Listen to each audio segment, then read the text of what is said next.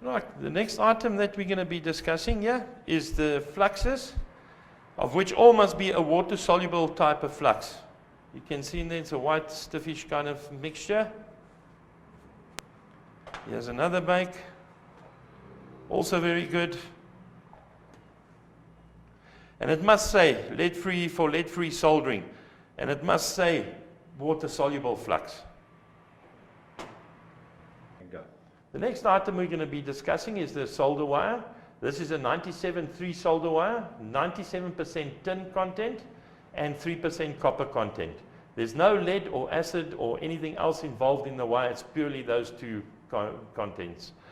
You can see on the labels, there's a 2 millimeter and a 3 millimeter. 2 millimeter we use from sizes 15 to 35, and from 42 to 108 millimeter we use the 3 millimeter wire.